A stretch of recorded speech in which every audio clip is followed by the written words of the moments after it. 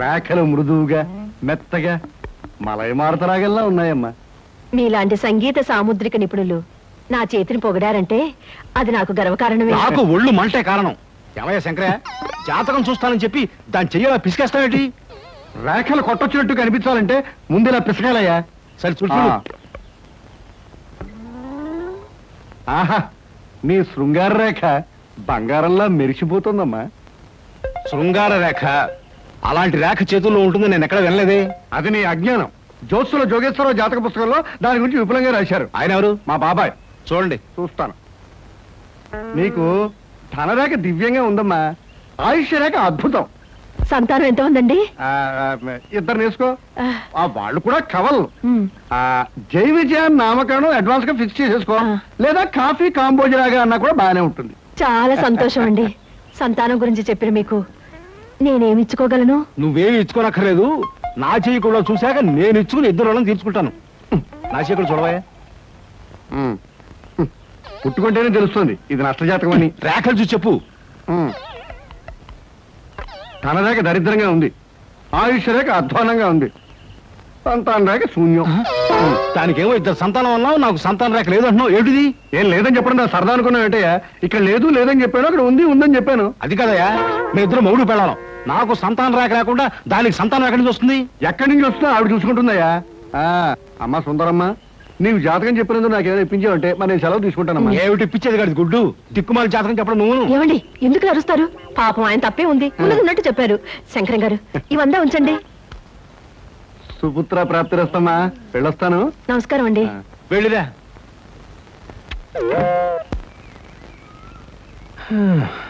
అద్దె చుట్టు బాగానే ఉంది, కాకపోతే ఆ అమ్మాయి దగ్గరికి ఆటోలోనూ ట్యాక్సీలోనూ దిగితే బాగుండదే. ఏం చెయ్యాలి?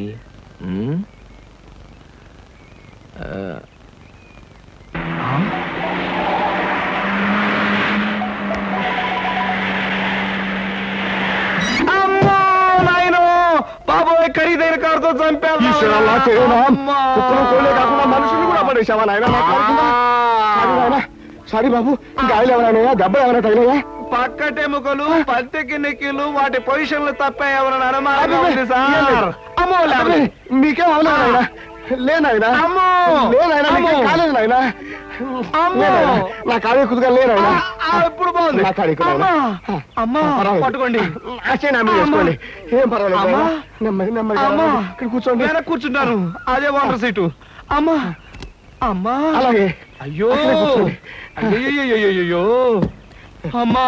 సార్, ఈ మంచులు తాగండి సార్ ముందు. అబ్బో, ఏమొద్దు సార్. అమ్మో, ఏ హాస్పిటల్ అయినా తీసుకెళ్తాను, ఎంత బిల్ అయినా ఇచ్చుకుంటాను.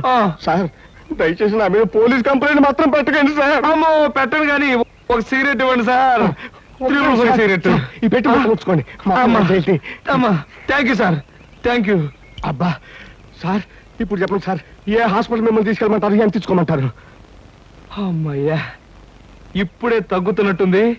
హాస్పిటల్కి ఏమీ అక్కర్లేదు కానీ నెహ్రూ పార్క్ దగ్గర నుంచి దించండి. నేను కారు దిగి 4 సార్లు ఇటు అటు తిరిగి బోన్స్ అవి సెట్ చేసుకుంటాను. చాలా థ్యాంక్స్ సార్. మీ ఎంత మంచి వాళ్ళని ఇంతవరకు నేను చూడలేదు సార్. ఇక ముందు చూడరు కూడా సార్. నెహ్రూ పార్క్ పోనివ్వండి. అలాగే సార్, పోనివ్వండి. జై నెహ్రూ పార్క్.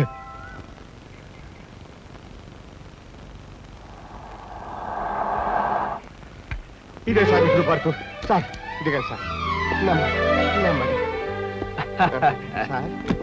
అబ్బేంటి అలేదు, చెక్ ఏమైనా?